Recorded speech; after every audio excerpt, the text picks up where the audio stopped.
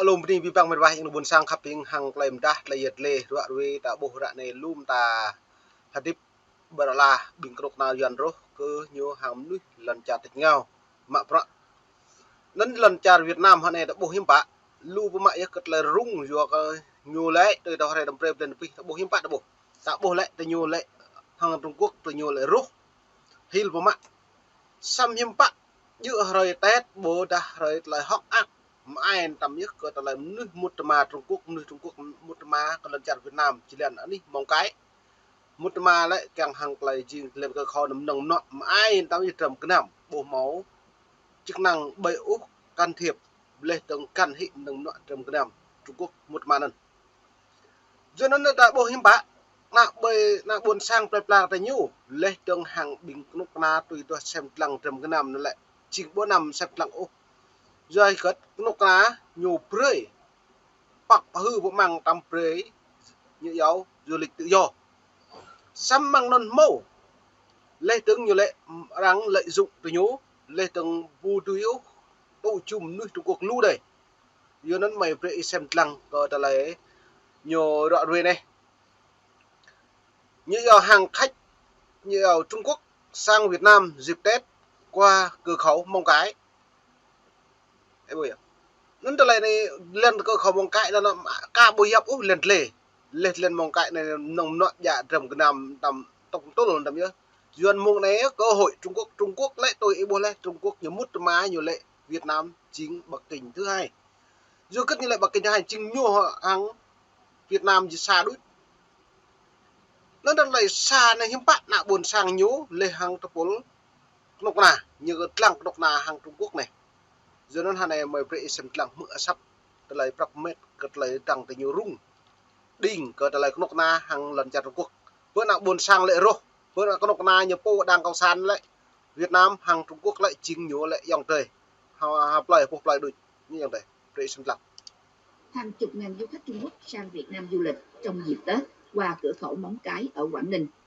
Báo Nhà nước dẫn lời trưởng phòng văn hóa thông tin thành phố Móng Cái cho biết từ ngày 29 đến mùng 3 Tết cửa khẩu này đón hơn 20.000 du khách Trung Quốc, khiến lực lượng chức năng hai bên làm việc xuyên Tết tại cả cửa khẩu cầu Bắc Luân 1 và cửa khẩu cầu Bắc Luân 2.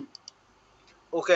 rồi nó nét lời này lại nhầm đa lại vạ về Rosa coi như lại càng ngăn chặn biện có thể là khách nước ngoài có thể là mút má nhất như lần chặt Trung Quốc kia, ta nhiều rung, nhiều đinh lên tầng nhiều hụi có thể là xâm nhập trầm cái nám lên tầng xịn núi lên tầng càng mạ lặn la càng được tự nhủ sam vô cất thôn này là thôn 2024 này có nhập bắc hư năm nhá nuôi trả khách một má còn lần chặt cái nhập phủ rồi nhầm bạn lại bay lại nhiều lệ Trung Quốc hàng nhiều lệ phù đồ rồi nó đã bổ lùm ta cái lại đinh lấy dọn cái nghi ngờ cái lại vi phạm đảng cộng sản Việt Nam hàng đảng cộng sản Trung Quốc như một má này để cho phụ trợ này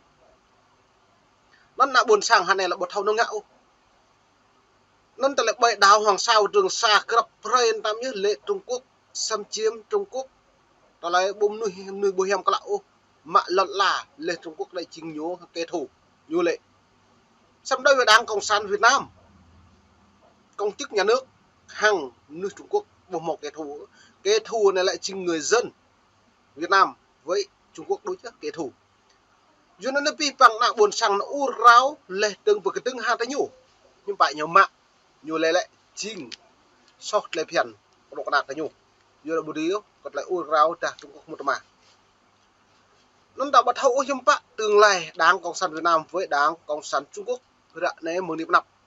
chính tôi đã buộc lại từ nhiều lần cha Việt Nam nhiều mối sĩ của Trung Quốc này nó nên hạn này nặng buồn sang hạn này tầm hoang mang tầm như bột học căn u hiểm bạ lại tiếp nạp giờ nó dùng để mày phải xem lăng còn là nhiều bạc mét của học toang như lệ là hàng lấy như càng là nên đây mày phải xem lăng bị âm này. Theo báo Nhà nước, từ cuối năm ngoái, hoạt động xuất nhập cảnh được mở thêm ở cửa khẩu cầu Bắc Luân 2, nơi vốn chỉ để xuất nhập cảnh hàng hóa, để giúp giảm tải lượng khách thông quan qua cửa khẩu quốc tế Móng Cái, khu vực cầu Bắc Luân 1. Du khách Trung Quốc trong nhiều năm qua là một trong những nguồn thu chính của thị trường du lịch Việt Nam. Cái bồi à? Đó là bình thùng toài chọn nguy nữa, đó là pragma nguồn thu chính từ nhiều chứ, cái đó là này. Tôi đang lấy nguồn thu chính từ nhiều vô cất nhiều hi làm ai em nằm mất cỡ lấy toài khách mừng chặt địch nhau lên từng Trung Quốc nó một trăm ta nhủ nên đây đã buộc này lại chính cộng sản Việt Nam này lại nhủ buộc màu chỉ là về đoạn ú cơ lần chặt Trung Quốc nó nữa nhiều lệ hiếm bài nhiều lệ bảo vệ đáng bảo vệ nhà nước bảo vệ đảo Hoàng Sa Trường Sa hiếm bài ta lại bảo vệ nhà này rồi nên ta xem lăng cơ ta lại nhập rập mét cơ lại nóc phao lên từng rập mét lấy những cái ngã này hàng lại nhất như Trung Quốc hàng Nga lên Việt Nam ta lại rập mét tùy tới buộc nhiều loại về nó lại một lại phao toang lùm tay còn lại sản xuất chả rằng rập mét kẹt cái quầy lấy hàng lấy gì chụp lại nhưng mà như càng làm mì đâu rồi nên ta xem lăng tôi hàng như lệ là lệ gần biên giới Hoàng Sa Trường Sa lùm ta hội đang xâm chiếm nhiều lệ mày vậy xem lăng được bạn. Trong bối cảnh các cuộc xung đột trên thế giới dường như ảnh hưởng tới nguồn cung võ khí cho đất nước vốn phụ thuộc nhiều vào Nga. Đại tướng Phan Văn Giang, Bộ trưởng Quốc phòng tuyên bố trong cuộc phỏng vấn đăng trên cổng thông tin chính phủ hôm 12 tháng 2 rằng đã từng bước chủ động tích cực ứng dụng khoa học công nghệ vào nghiên cứu, sửa chữa, cải tiến sản xuất được nhiều loại võ khí mới trang bị cho quân đội, trong đó có cả những võ khí chiến lược. Khi nói về công tác xây dựng quân đội và thực hiện các nhiệm vụ quốc phòng trong năm 23, theo lời ông, trong năm tới, Việt Nam đề mục tiêu phát triển công nghiệp quốc phòng đủ năng lực nghiên cứu, thiết kế, chế tạo, sản xuất võ khí, trang bị kỹ thuật, nhất là võ khí chiến lược mang thương hiệu Việt Nam. Nhưng ông không nêu chi tiết về các võ khí chiến lược mà Bộ Quốc phòng Việt Nam đang sản xuất hay đang nhắm tới. Ok, mở lại cơ ta lại pi pang ở mệt vậy buồn sang cơ ta lại cái nút na đảng cộng sản Việt Nam nhập tập mét cái link hán lên từng thảo cái toang doนั้นta lại lập lah ngã mừng lần chả răng pekan lên từng lum ta lại kun tak ta lại nóc hao trong cái năm chẳng một chặt nhú vừa ta lại có bảy doนั้นtạo money nạp từng trung quân giang cơ ta lại ta lại nhiều lại chẳng mạ ra tập mét sa mang lần chả nhập po từng thương hiệu nhập po mất cơ ta lại ta này loại nhâm bạc cái nhiều cái ngặt non ta boh lu dia ka ta pul kruk na da ko san Việt Nam baju pro ne o ki nyu prak met ko phau toang le to lum ta ka ta le boh to le te to mong đươm đã lâu tí ta boh e bo ma te le to nyu ka nong ton trang nó đang đối chính thức ti nyu po ka bu ngại sam ta ko o le to le phau sẽ mo tôi nyu le mo char nga le lu char mo kan deng ta nyu ple na đang sa lu sam ra này tôi đã boh yam pa lại lấy nyu gang này do nó hà này lại nhiều tù rung nhiều hợp tác chặt đây có nông trà ngá bật hạt Triều Tiên Trung Quốc á từ nhiều hợp tác với như lại Trung Quốc từ nhiều lại hàng kẻ thù từ nhiều xăm hàng lấy lại càng cúng từ nhiều hàng lại cần quái e lên trong hàng lại hạt tiếp nào đây lại xịn nam đồng nọ này nên đã bổ lum tái đang có sản Việt Nam nhung bật thâu nó bự úp lên nó mạ phọi hiếm bạn nhiều hạt đấy tươm có từ lấy nạ buồn sang cái nhiều phố hàng cái độc nạc cái nhiều phố nhiều xử lý tình huống có lấy rốt từ nhiều này dưới nó mày vệ xem lăng bị ẩm nứt cực lại nhiều prap met linh hàn này.